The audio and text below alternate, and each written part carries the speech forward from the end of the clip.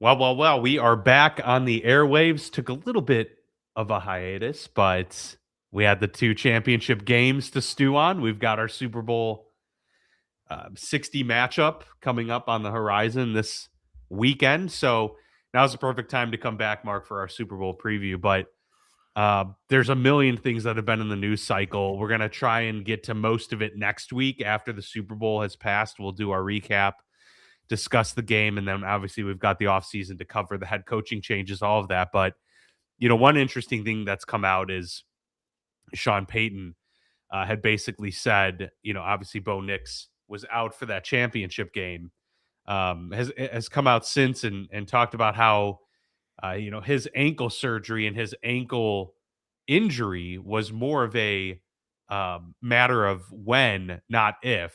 A lot of people are saying that's kind of a strange thing to come out with from a head coach to talk about the player and that injury in particular. It seems like they were just expecting all season that Bo Nix was going to have an ankle injury at some point. Like, I don't know. What'd you make of that whole situation? Well, yeah, he said it like they had talked to, a woman who, you go down to New Orleans to get your palms read. You know what I mean? You got a Yeah, tarot yeah. reader.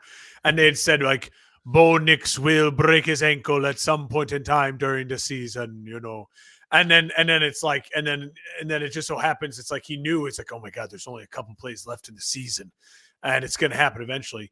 My initial, it was funny, and I think they talked about it on part of my take, and I thought it's such a really kind of interesting thing. There was rumors that he didn't injure it on the football field, but he injured it celebrating in the locker room. Yeah. I mean, And then it's like, well, they just said, hey, he kind of twisted it there, maybe. But I mean, that's funny hearsay. he definitely twisted it because you could Yeah. see he was bothered a little bit. But He had yeah, I ankle mean, it's injuries. possible. Maybe Peyton is referring to the fact that, listen, the doctor might have said something to Peyton like, yeah, he has some weakness in the ankles from X, Y, and Z, because Bo Nix did have ankle problems through college. Yeah. And so maybe that's what he was just trying to say. And maybe in Peyton's mind, I know I'm defending Sean Payton here, but it's the only thing that makes like some sense, that it's like, maybe in his mind, he was trying to defend Bo. Like, listen, don't get hard on this guy. Like, this is something that was out of his control, right? Like it was It completely was out of going to his happen. control, It's right? not something he didn't do And to not take care of himself. and if that was the end of story, I don't think it would have been a big deal. But then Bo Nix comes out and just goes, "Yep, I don't know why he's talking about my ankles. There's no reason for him to talk about that. That is completely false. And I'm rehabbing already. And nope, the doctor never said that."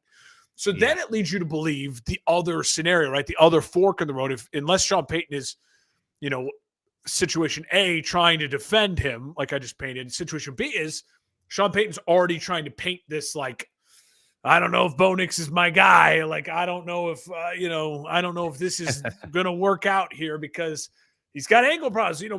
We'll give him a chance next year to get healthy, but then we obviously can't re-sign him. We're going to have to draft someone or sign someone, because, I mean, he's got these ankles. Just an unfortunate situation. It's unfortunate for him, Yeah. and meanwhile, Bo Nix is going to be sitting there like, dude, what are you talking about? It was a pretty poor, postseason all around. Yeah. And it makes you wonder. It just makes you wonder so much. It's one of the amount of storylines we have this offseason, the mounting notes I've been taking about stories we need to talk about. The NFL talking about every week there's an overseas game. The NFL talking about every team's playing an overseas game. Yeah. The NFL talking wall-to-wall coverage on Bill Belichick and Robert Kraft. Bill Belichick and Robert Kraft, which we'll address obviously at some point this offseason. The 10 head coaches in a cycle, an insane, almost a third of the league, and just going through the guys who did get jobs and didn't get jobs, guys like Matt Nagy who just got hired. Like, there's so many things, and we haven't hit free agency yet, which is going to jump off the page here in about a month. So there is a ton, but one of the storylines we will have to talk about, and Bo Nix is an integral part of that, is this quarterback class going into year 3. Now, obviously, when you turn the page now to Drake May, Drake May has this incredible opportunity to cement himself as firmly one of the top maybe 5 quarterbacks in the NFL. when we Oh, do yeah. our offseason rankings, depending how this game goes, when you add it on to this heroic sophomore season he's had.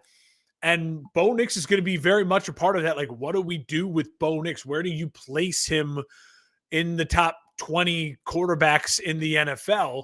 I love that. I love that. I could do a whole every week a new podcast on, okay, let's rank the quarterbacks by this. Let's rank the quarterbacks by this. Yeah, for sure. And so that's just the juicy stuff that awaits. But obviously, first and foremost, the NFL's biggest stage. It is upon us in San Francisco, not really 45 miles south away from San Francisco, south and east away from San Francisco. Super Bowl 60. Let's go. Yeah, super stoked.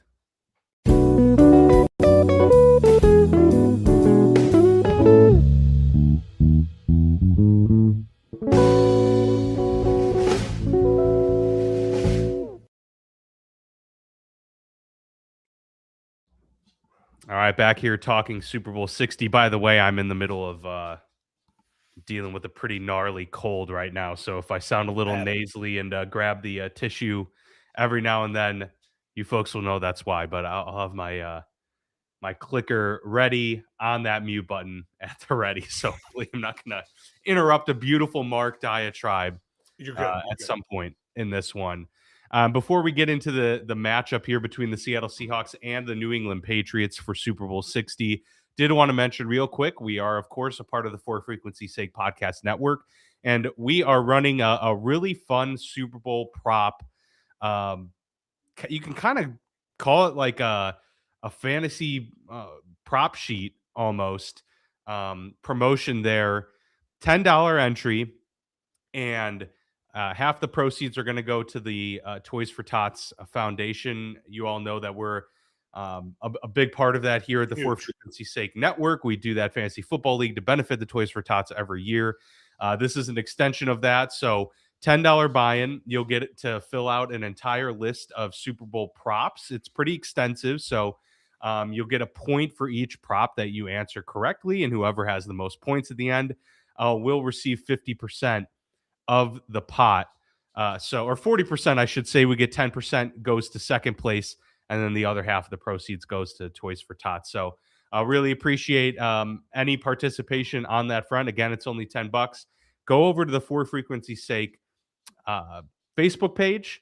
We'll promote it on our Facebook page as well at the Football Lounge, and there will be a link there to sign up and participate. But let's get into the big matchup. The Seattle Seahawks beat the LA Rams in the third matchup of the season between those two to get themselves into the dance. And we've got the New England Patriots second-year quarterback Drake May overcoming a crazy environment there in Denver in a wild game, a 13-10 win, hardly any offense, but Drake May was able to get, 65 yards rushing or so in that game. That really ended up being the difference maker. Neither quarterback played great. Of course, Jarrett Stidham did not, but that's really all it took for the New England Patriots to get into the game. And now we've got ourselves two defensive head coaches, two great regimes going toe-to-toe. Your initial thoughts on this matchup between the unlikely Sam Darnold taking on the young Drake May? I don't think a year ago, if we said this before the season a year ago, that Sam Darnold and Drake May were going to be in the Super Bowl in 2026, that would be nuts. Yeah, it's a refreshing, fun year. I think it's one of those years we'll look back on. I don't know how many more times Seattle's going to get to the Super Bowl in this iteration, right? I don't know how many more times Drake May and Mike Vrabel will get to the Super Bowl in this iteration. This might be the start of a clash of titans, right? We might get like we did with Chiefs and Eagles, or like Chiefs and Niners, like this kind of reoccurring thing. I don't foresee that because I think the AFC and the NFC are both so deep right now. And so it's really fun. And I think hey, May might get back here again in 2-3 years, but I don't know if they'll be playing Seattle. Seattle might get back here next year, but I don't know if they're going to be playing Drake May. So I think it's one to really appreciate. I also love that, we have the recent I think 11 years ago. It was the Marshawn Lynch, Russell Wilson, Patriots, Seahawks Super Bowl.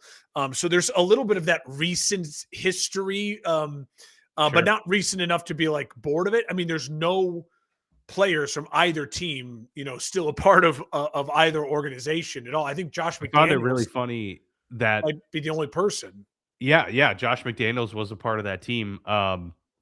I found it funny that Mike McDonald was constantly fielding questions. There was almost like a group of reporters that all planned to ask Yeah, him, "Hey, it's 4th and goal from the 2. yeah. What are you doing in this situation?" And he obviously played it off pretty well and just said, "I'm gonna He's pick the great. best play available." He's great. Um, but yeah, he's been great at the mic. The head coach pairing, I think, is actually a really interesting. I don't often view Super Bowls and the head coach versus head coach side of things. It's usually quarterback versus quarterback, or I look at particular units, which of course there's plenty to discuss in this matchup as well. But I love the youthful tenacity of these two Mhm. head coaches, right? They're not the youngest guys, but they're young comparatively in the NFL landscape, and how they've been able to turn around programs in relative short order has been pretty inspiring. And both doing it by getting a lot out of what I would argue. I know Seattle's got some more dudes, but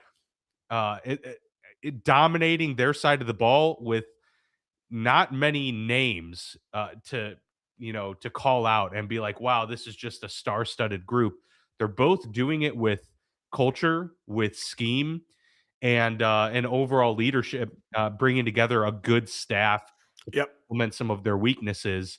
We see Clint Kubiak do a great job with Sam Darnold, and we're seeing, of course, Josh McDaniels, what he's been able to do with Drake May. So I really think the Mike Vrabel, Mike McDonald matchup here is really intriguing, and that's kind of what I'm most looking forward to is how these teams both approach this game and come out early.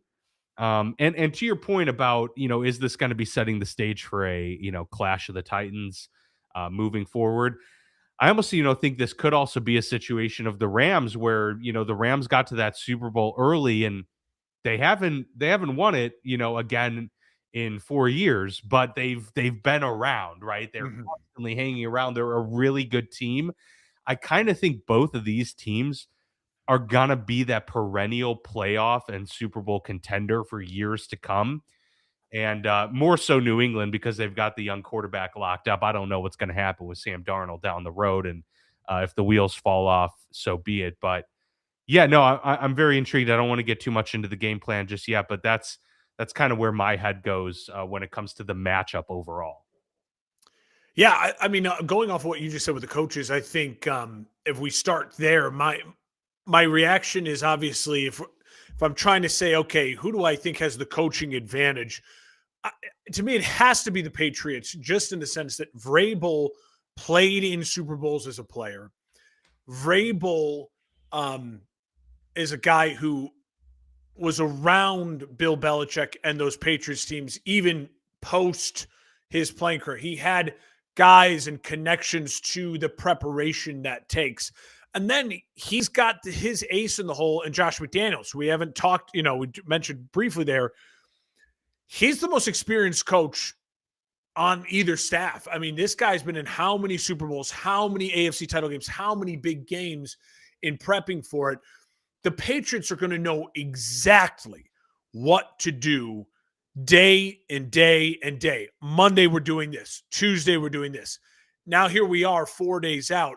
I fully expect the Patriots to have, maybe they're not actually better coaches, but they'll have the confidence to know, hey, this worked for us in the past. Mike as a player, Josh as a OC under other Super Bowl teams. Let's get That's a together good and point. maybe make a couple tweaks, but this is what we want to do. And now I'm not saying that Mike McDonald probably talked to people, talked to Pete Carroll. You know what I mean? Like I'm sure he's reached out to people or has been around, cultures. Harbaugh, his former head coach, has said like, hey, Yeah, what do I have to do this week? So, but just actually having been there in those moments, the amount of weight that carries I think it's significant. So I think there's a slight coaching edge, in my opinion, to the Patriots to start this game. As far as just experience goes, as far as Super Bowl big game experience, and then Mike Vrabel and McDonald, they're both defensive guys, so they kind of neutralize each other's strengths. But what we've all seen from Mike Vrabel in his tenure as a head coach, from his Tennessee Titans days to now in New England, we'll all never forget the time he outsmarted Bill Belichick and was milking time off the clock with penalties. And Belichick looked at him like, "How? Oh my God, I created a monster! Like you're doing something I would do." And he did it again. He's had moments like that this year again in New England. Vrabel, I trust right now just a little bit more. Is like, I think they are. If I had to choose between the two to start my franchise, I'm leaning Vrabel. McDonald's fantastic, but either one of them, obviously their legacy completely changes depending on what happens in this game. I'm going to give the slight coaching edge to the Patriots, though, overall. Yeah, I think that's a really good point. I hadn't fully considered the overall depth of experience on that entire coaching staff. I think that's definitely something that plays a factor into it. And when I consider Vrabel and Mike McDonald, I actually think of them pretty similarly. Yeah. In regards, so yeah, if you're talking about, them pretty much being on equal playing field, that experience a little bit, multiple Super Bowl wins as a player, multiple Super Bowl wins as an offensive coordinator, got It's a a little big bit of an game. edge there. For sure. Different people talk about different things. Brady was on the herd today talking about like, "Oh, I love time. I want 3 weeks for the Super Bowl. I want 5 weeks to prepare for the Super Bowl." Yeah. Manning is always on record being like, I would play it the next day if I could, because Manning was a little bit of an overthinker and over prepper. And when he over prepped, things got a little too tight. Matt Hasselbeck, I heard an interview him talking about him going into his Super Bowl like, "Oh, I have like this game plan. I'm going to do this, this, this," and he did it. And he's like, "And I accomplished it." And then, because I forced one issue, even though it was working, the defense made changes, and then they made so many changes. It was like, shit, I didn't prepare for any of this. Yeah. And he's like, so I may have screwed. screwed myself because I did something that then forced too much. So when you're talking about a game of this magnitude and a game of this weight and pressure and the extra time to prepare, then the been there, done that experience. If I'm a player on New England, and I'm a young player, I'm a Gonzalez, right? You know what I mean? Or I'm a Hunter Henry, finally, I've been a long time in this league and I finally get my chance in a big game. I'm going to trust them. I'm going to put 100% faith in these guys know exactly what they're talking about. If I follow them, I'm listening to them. If I'm Seattle, on the other hand, you obviously believe in your coach, you're there, but do you have the same, oomph behind Confidence. you? Yeah. They'd have to take the lie detector test to determine if that was truth or not. But I think there's something there to that. Yeah, no, absolutely. I think that's a great point. And when we look at this game, to me, the thing that jumps out is, and this is obviously something that you could say about a lot of games, but I do think it's particularly true about Super Bowls. And this Super Bowl is, I think it's more important for Seattle to take risks and go for the big knockouts early, to not try, because what we've seen a lot in recent Super Bowls, and I was looking this up as well, that 10 of the 59 Super Bowls, oh no, I guess it's 11 of the 59 Super Bowls have ended with a 0-0 first quarter. And several others, I don't know the exact number, have ended with a 7-0. Slow starts. And we've seen that, especially in recent years, where teams are just, we're trying to like figure each other out and like not really trying to push the envelope too much. Let's just kind of work within what we're comfortable with. I think for Seattle, your one advantage here in this game is you've got the dudes that can blow big, big plays at any particular moment. New England really doesn't have the players. They don't have the Jimmies and Joes to match up with Seattle. And they are a little bit more, Seattle is a little bit more reckless of a team, but we've seen that be more beneficial to them this year than the negatives. And we saw that last year with Sam Darnold in Minnesota. His reckless behavior has been able to be harnessed to be more of a benefit than a detriment. I think they got to let it loose. I think they got to take some shots to Jackson Smith and Jigba early. Let's And let's Shaheed. get a 40-yard. Yeah, Shaheed for sure. Let's get a 40-yard gain right out of the gates. Take some risks. Put ourselves in a position where, yeah, Sam might make a mistake, but let's just do it. This is what's gotten us here.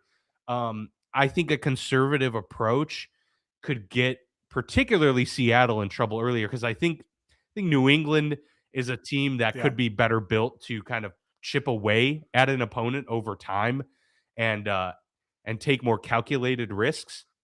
I just Yeah. want to see Seattle let it loose. Let Sam Darnold get confident. He's a guy that for everything you could say about him, he throws a pick, he throws two picks, he throws a pick six. Doesn't seem to really trouble him all that much, right? He comes back, he's got an even keel. So Yeah. let's just not be afraid to make that mistake early, and let's go out there and blow this thing up. They've got the better run game, they've got the studs.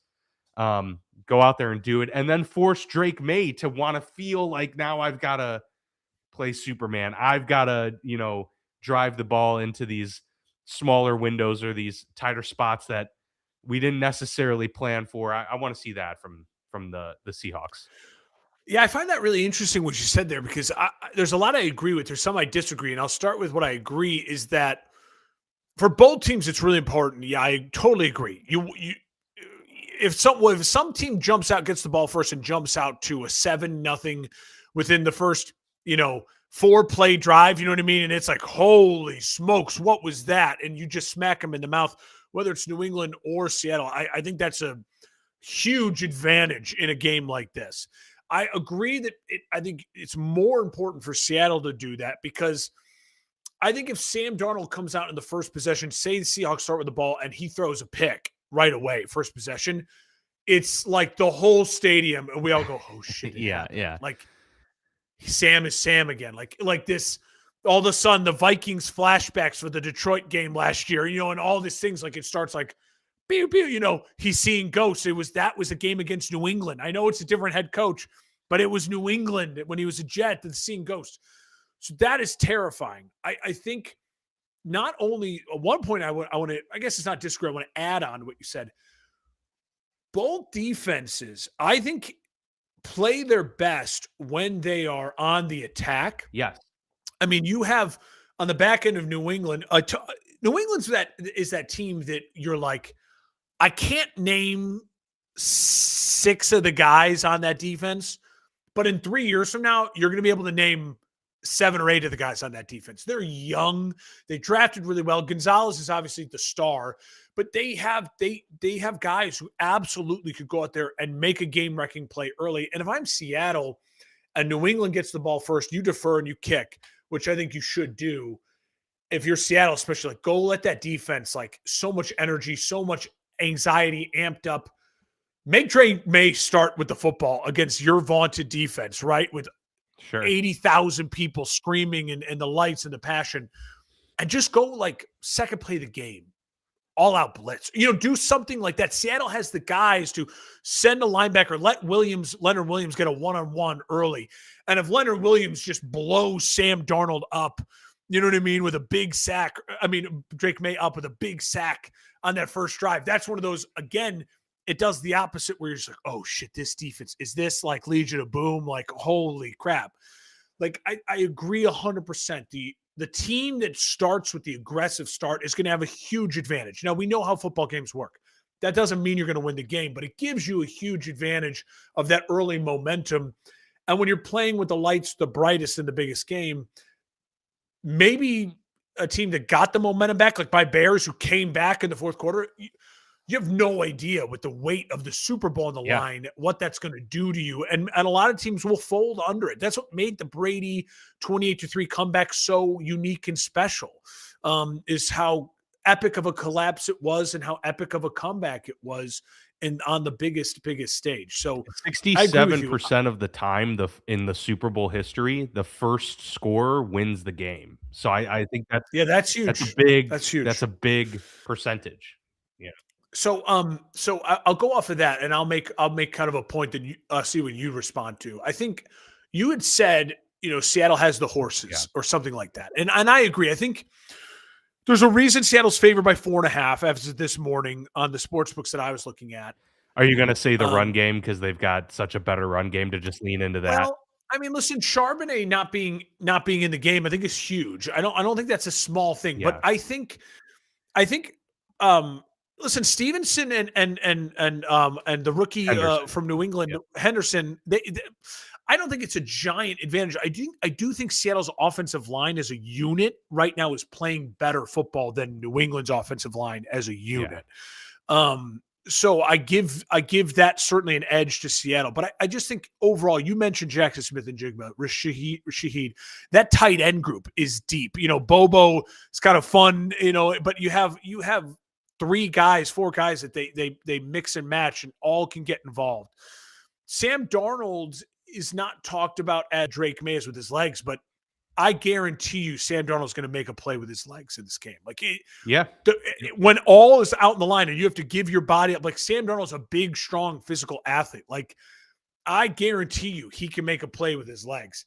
And then of course, defensively, as I mentioned, the Seattle defense, these are guys in their prime playing great football versus New England, where it's like a lot of really young up-and-coming guys that you don't really know about yet, but are really good. So I do think the edge overall is to Seattle, which makes me feel very much so.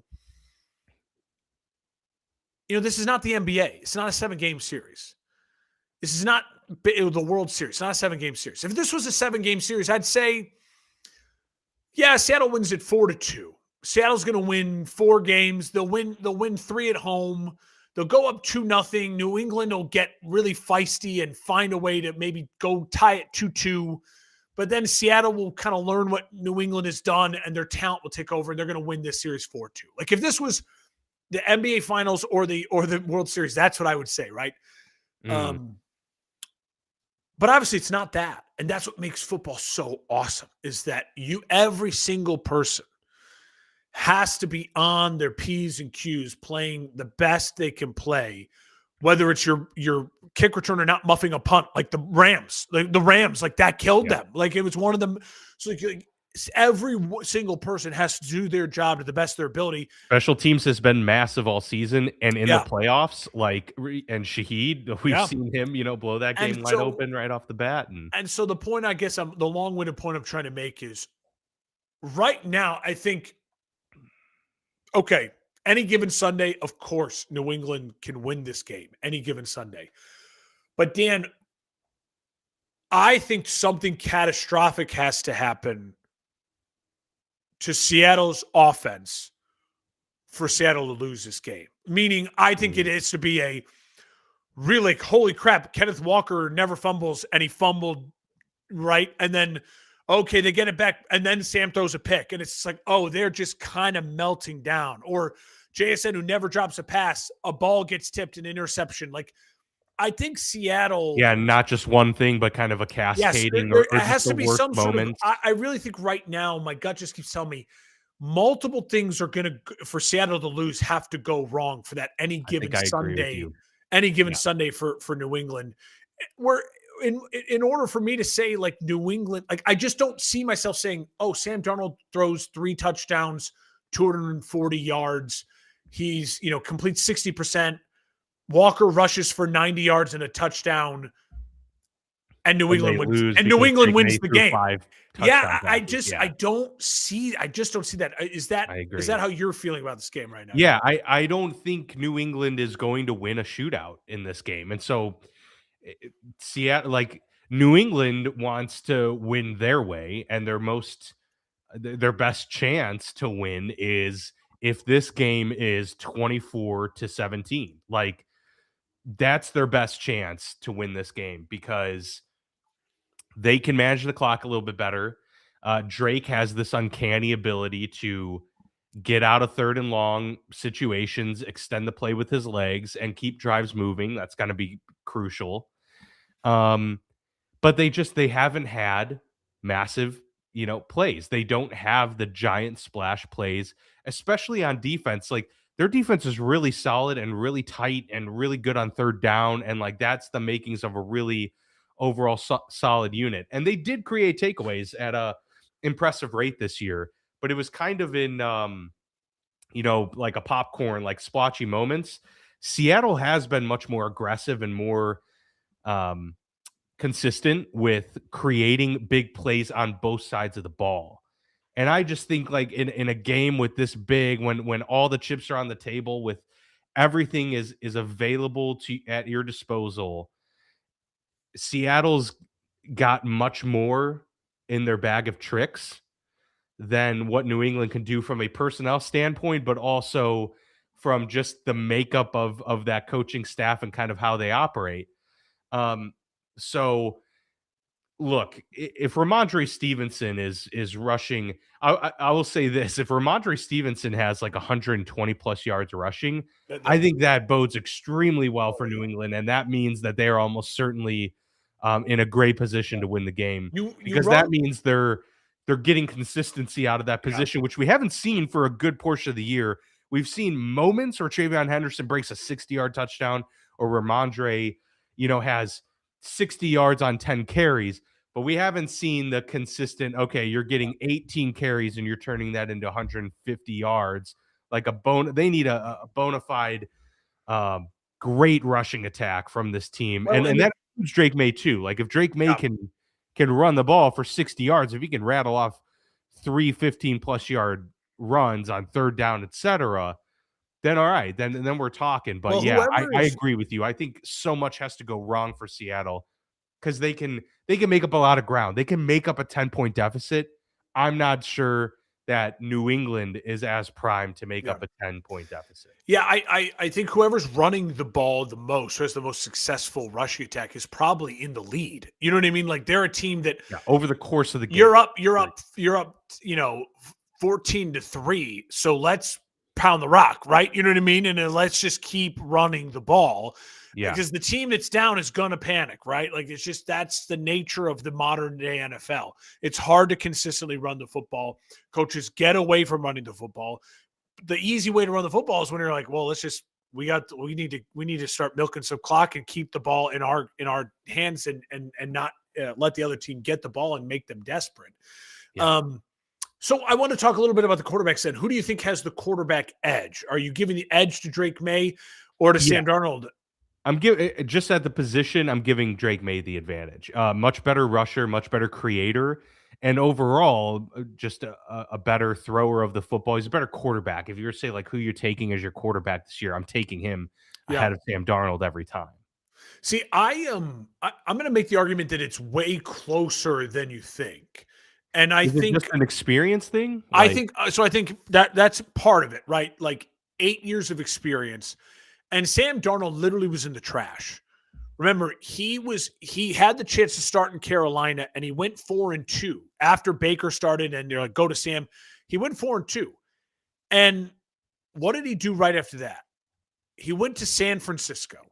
He chose to be a backup quarterback. He chose to go to Kyle Shanahan and be a backup quarterback. And Dan, do you know what happened in the one season he was the backup for Brock Purdy and Kyle Shanahan?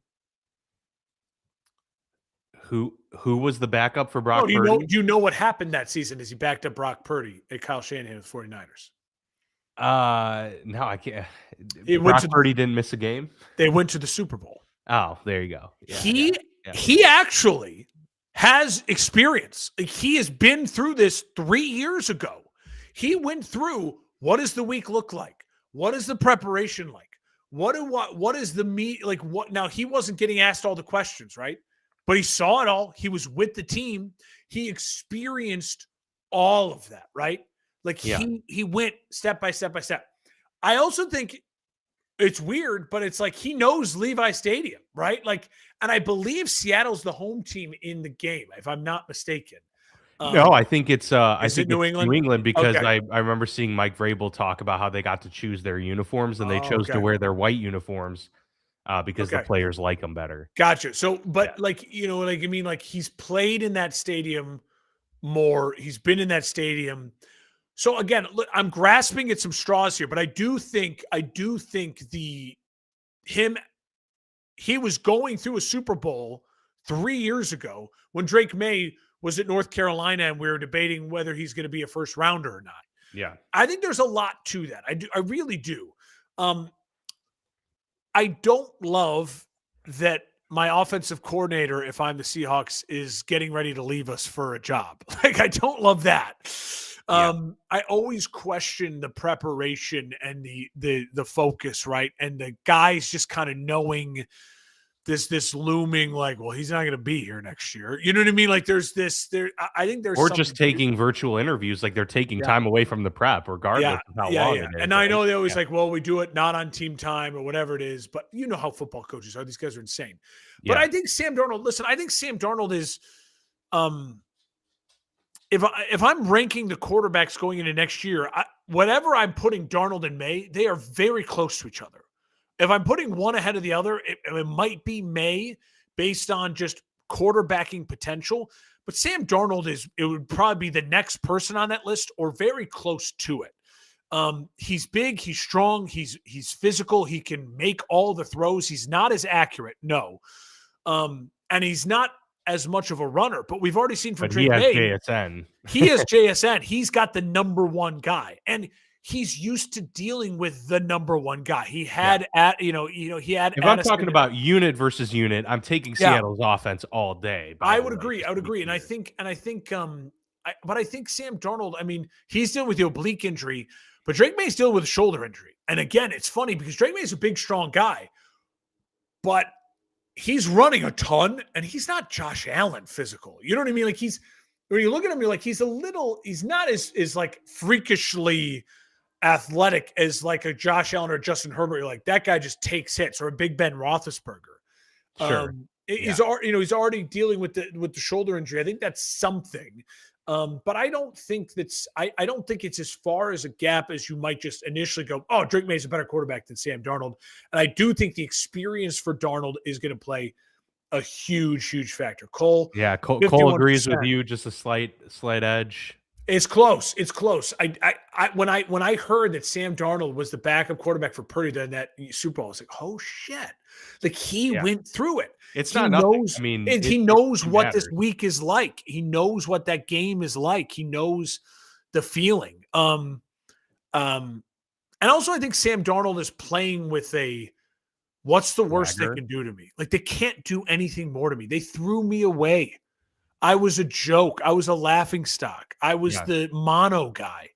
And like, that's dangerous when you have a guy who's playing with that kind of like, you can't kill me.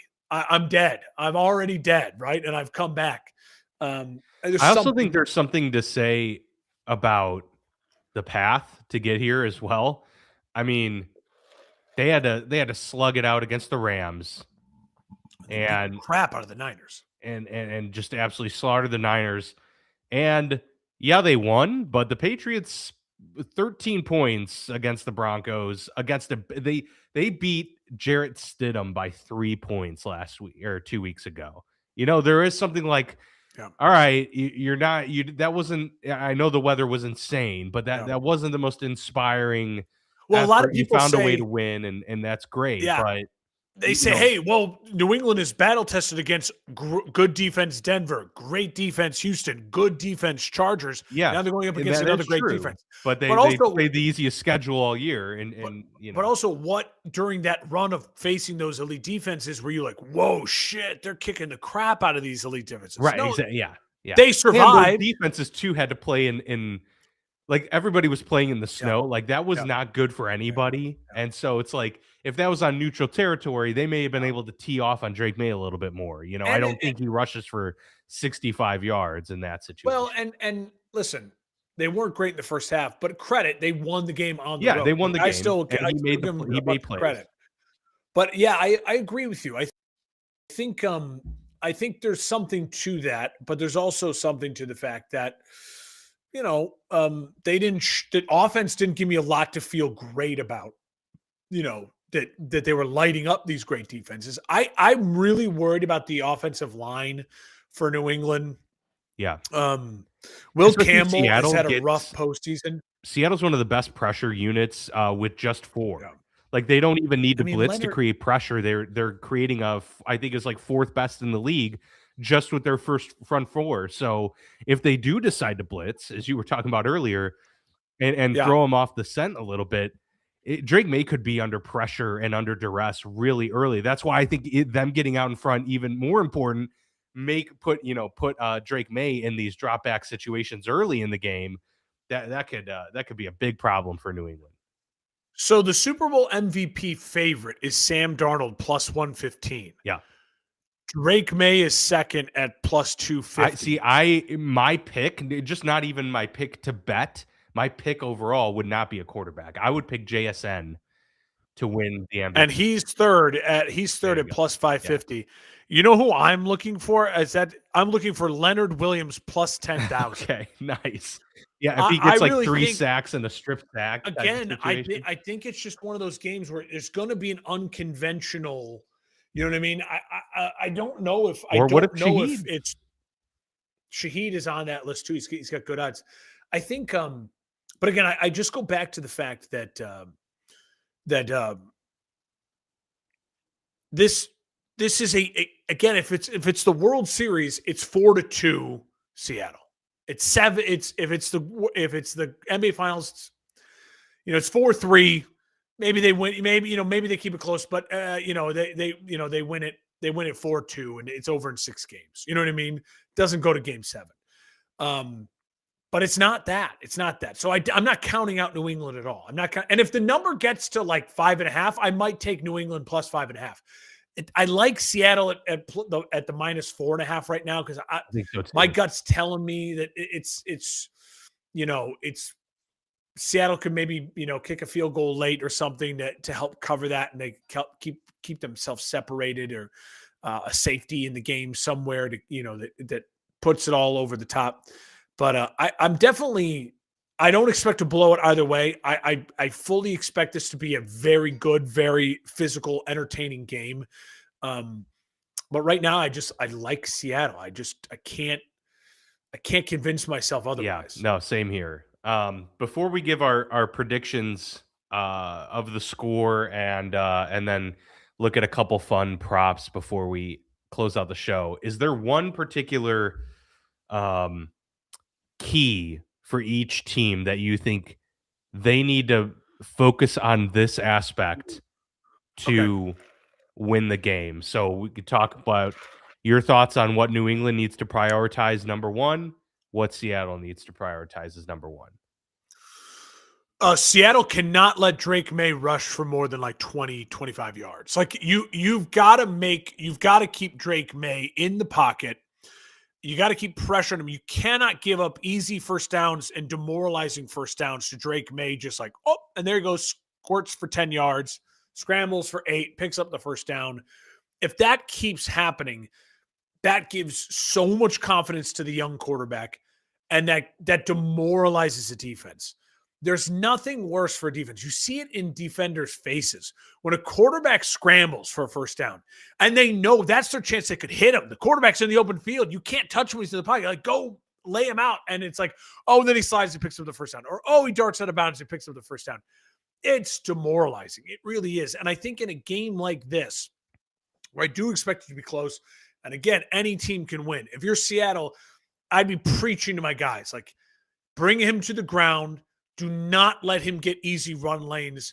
Do not let him scramble and pick up first downs. Make him beat us over the top, because I think the back end of the defense for Seattle can hold up. I do expect Diggs to have a good day. I think Diggs is one of those players, like, I don't like him as a guy. I think there's a lot of like things, about Diggs that you hear, but hell, the dude's been in the league a long time and he's come so close multiple times. You're kind of like, good for you, dude. Like, there's that iconic photo of him with the confetti falling down when they lost, when he was on the Bills. And you're like, he's getting his chance. I think Diggs is going to perform, right? So that'd be my one key for Seattle. Overall, the biggest key, I think, is just contain Drake May's rushing. That's point. For New England, I think I think if I'm going to say there's one thing to focus on, there's like, how do I distill this to one distinct point? Okay. turnovers. It's just turnovers. Like if you win the turnover game, that's your best chance to win this football game. Because, like I said, I think in order for Seattle to lose, it has to be this kind of waterfall falling apart. We So have the same one. best way I think it needs to be multiple. New England needs to force multiple turnover. like a 2-0 turnover Yeah. differential. 3-1, Like they win the 2-0. You battle got to win the turnover battle by 2. by +2. Yeah, I think so. And on Seattle side, I think the number one thing I would focus on is holding New England as a team to under 100 yards rushing. I think if they can do that, that means that they've been able. That includes Drake May. Yes. Yeah. I think that ultimately means that they have forced Drake May into a consistent passing down one-dimensional situation. And with that front four of Seattle, I think then they can pin their ears back easily and probably get away with this one earlier than expected. So that would be my big one there. Score prediction. What are you thinking on this one? I am going 33-24 Seattle, which is it's a pretty big discrepancy, but I think they've just got too many playmakers, and I think they won't turn the ball over 3 times. Yeah, I don't know if I'm going that high. It is In a my lot head, of I points, was and that's a thinking good New England defense. That's Yeah, tough. in my head, I was thinking something along the lines of like 27-20. Like it's 27, 21. Yeah. Like it's close. It's close, but maybe New England scores that last touchdown in the fourth with a couple of minutes to go to then get it to 21. It's like, oh, now maybe do we have a game? And then Seattle kicks a field goal or something, to go up 27-20, Yeah, and then it's and it's something along those lines. But I'm with you. I wouldn't shock me if it gets that high. I think, and I think if New England wins the game, the score is something along the lines of like it's lower scoring. It's like like 20, 23 to 17, and it's just Seattle fumbles, like they just bumble their way on offense. They can't get anything going. They make too many mistakes, and New England is able to capitalize on those mistakes. so we both have Seattle winning. Who's your MVP then? I want to go. I think I'm going to bet someone like a Leonard Williams. Okay. Like I think it's a defensive. I think someone on defense makes a great play, right? Someone on defense makes. Leonard Williams has 2 sacks, and one of them is a strip sack fumble for a touchdown. And then Seattle's offense spreads it around enough to where it's like, oh, well, yeah, JSN had a touchdown in 80 yards, but Sam Darnold had 2 touchdowns, but he did throw a pick. Like, you know what I mean? Where it's like Leonard Williams was the star of the game. You know what I mean? Someone like that on defense. So I'll go kind of counter that. I dig that. I'm going to go JSN wins it. I think he'll catch 2 touchdown passes in this one. And Cole has the Seahawks winning 27-17. I like that, Cole. Here's a couple fun prop bets. Will there be a 2-point conversion attempted in this game? That is currently at -175. I wouldn't take that. The odds aren't juicy enough. I think there will be a 2-point conversion. I think so too. Teams go for 2 so much more now. Can I have a couple of can I read one here for you now? So this is Super Bowl records. You can bet on like, will a record be broken? Okay. Interesting. So will any player record the record is 205. So 205 plus rushing yards in the Super Bowl. No. That will not be broken. Yeah. What about this one? Would be fun if you believe in JSN. This one could be really fun. By the way, did it say? I don't know. It doesn't say. It's on. Yeah. But we could look it up. I mean, maybe like Marcus Allen or something like that. I know. You're right. You're right. Any player to record 216 plus receiving yards, you get plus 3,000. I mean, 216 is a lot, but JSN is a lot. I mean, JSN, if there's anyone that could do it, it would be him. But he'll probably draw a lot of Christian Gonzalez, so I don't think he's going to get that high. Gonzalez is really good. Well, Gonzalez, I've been seeing a lot of stuff that Gonzalez doesn't follow guys. He stays to his side of the field a lot. That's true. but we'll see. Timmy And then Smith. Timmy Smith rushed for 204 yards in Super Bowl 22 for Washington against Denver. Timmy Smith. Fucking Timmy Smith, dude. Marcus Good Allen for was him, second dude. with 191. And then the other one is the other like crazy ones are like any player to record the record for passing yards plus 506, 506 plus. Don't see that. No, And no. then not with these defenses. And then 7+ passing touchdowns. Wait, who? But here's because Steve Young had 6 in the Super Bowl against the Chargers. yeah, so 7 would be the record. Oh, I see. Okay, I was like, who threw 7? Okay, or yeah, more. I got you. So then here's the one I am betting. It's a Super Bowl record, and I think it's a fun one, and I'm getting plus 5,000 odds on Nice. it. This is on us where am I at? I'm on the Score Stream, the former ESPN bet. Okay. Plus 5,000 recorded Super Bowl record for sacks in a game, 3.5 sacks. Wow.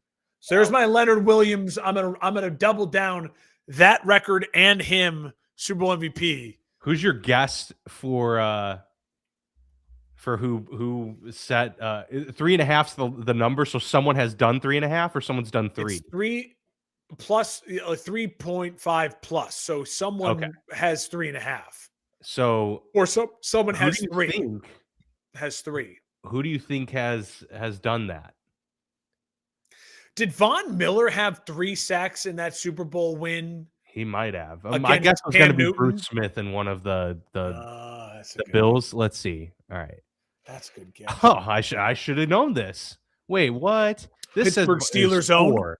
This says 4. So I wonder if that's this was pre I think 82 is when they started recording sacks. Yeah, so this was 4 by LC Greenwood of the Steelers there you in go. 76.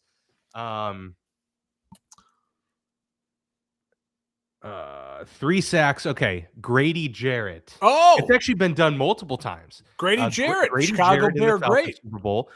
Coney Ely in the Panthers of the Panthers in Super Bowl 50. Coney Ely, yeah, I think he went to Oregon. Yeah, you might be right. I honestly don't know. Darnell Dockett in that Cardinals Steelers Super Bowl. Oh yeah, I forgot that he had 3 sacks. Dockett. Reggie White. And then Willie Davis of the Packers in Super Bowl 2. So, that's cool. So yeah, so the unofficial record goes to LC Greenwood, but yeah, the official sacks record goes to Grady Jarrett. Which that was he wreaked havoc. There's a lot of fun. Super Bowl. I would say the last thing I wanted to pick your brain about here before we my last sticking point was I always like to ask this question when we get to Super Bowl. I'm sure, if you've been listening to the show forever, you know that I love to talk about this. As far as legacy goes, who gains the most, right? I think it's an easier Super Bowl to do that with if it's like Matt Stafford's in the Super Bowl, right? It's like, going from 1 to 2 is insane, right? Or if it was Aaron Rodgers again with the Steelers, but these guys are so young. Everyone's kind of so new. I think it's hard to make a case that it matters way more for one person than the other. But I have a name in mind, but I want to hear if you have a name in mind first for 2. At coaches, players, legacy, who gets a ring, you're like, wow, that changes it for me.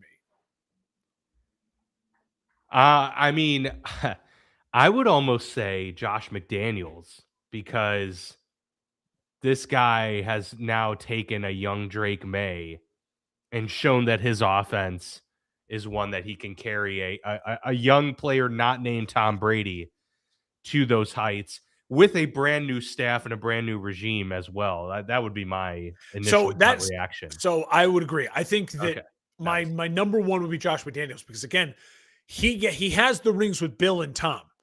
But for him to then have another one and against this defense with a second-year quarterback and Vrabel, then you say to yourself, like, this guy might be starting to be talked about as, like, one of the greatest offensive coordinators of all time. Like, for sure. You have to start, like, saying to yourself, like, who gets a lot of weight? He's not a head coach. It's just not his thing. He's struggled as a head coach. Greatest coordinator. But he might be one of the greatest coordinators of all time. I would say a really close second. And let me hear me out with this one. I think it's more important. It'd be more impactful, more legacy defining for Sam Darnold than Drake May. Now, I know you could argue, well, Drake May getting one this early sets him on the path, and that is huge, right? That is huge. Well, we've seen all the stats of the great quarterback head coach pairings get to and win the Super Bowl within their first 5 years together, and then they usually don't beyond that. Yeah. So that's huge. And I understand that. That's really important. So I get Patriots fans or whatever you're going to say, you can make the case for that. But if Sam Darnold plays well and he is the Super Bowl winning quarterback and he plays well, like Sam Darnold was great. Maybe he doesn't have to win Super Bowl MVP, but he didn't crap the bed. He won the game. 2 touchdown passes, 200 yards, managed the game, and Seattle's defense helped carry them. And Sam Darnold was great. You officially you can no longer question that Sam Darnold, Sam Darnold, you know what I mean? Darnold, this would be him officially getting over the hump. It's over. He is now an established, I'm not saying he's a Hall of Famer. I'm not saying he's now top 3 quarterback, but he is established. There's no questioning Darnold anymore, at least for the next 2 years, 3 years. Now, if all of a sudden he falls off a cliff and he's crap, okay, well, that's like how we go with Russell Wilson, right? Russell Wilson, in my opinion, is not a Hall of Famer because of how the second half of his career has just completely fallen apart. And his first half numbers aren't great enough, in my opinion, to get him to the Hall of Fame. For Sam, obviously, it points the arrow towards that direction of Hall of Fame, but also just puts him on the right path of I have to talk about Sam in the same way I talk about, Jalen Hurts played really great in a big game. He's great. He was great. He has his moment. He's got his thing.